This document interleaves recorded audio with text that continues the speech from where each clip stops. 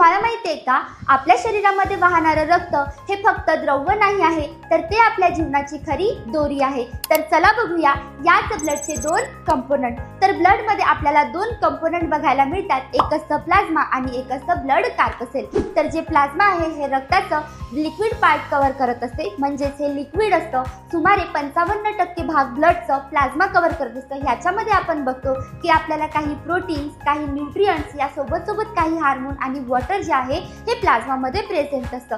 त्यानंतर आपण बघतो की जे ब्लड कार्पसेल आहे, ब्लड कार्पसेलमध्ये आपल्याला 3 टाईपचे सेल बघायला मिळतात। एक असतं रेड ब्लड कार्पसेल। तर जे रेड ब्लड कार्पसेल असतात हे आपल्या लंग्समधून जे ऑक्सिजन आहे हे पूर्ण शरीरापर्यंत पोहोचवत असतं। या सोबत शरीरामध्ये असणारे जे काही कार्बन डायऑक्साईड आहे त्याला परत लंग्सपर्यंत आणण्याचं काम जे आहे हे रेड ब्लड कार्पसेल करत असतात। या सोबत जे WBCs असतात हे आपल्याला इम्युनिटी प्रोव्हाइड करतात। तर जे प्लेटलेट्स असतात हे आपल्या ब्लडला क्लॉटिंग करण्यामध्ये हेल्प करतात। तर अशाच प्रकारच्या माहितीसाठी आणि नवनवीन व्हिडिओसाठी आमच्या चॅनलला लाईक, शेअर आणि सबस्क्राईब करायला विसरू नका। भेटूया पुढच्या व्हिडिओमध्ये।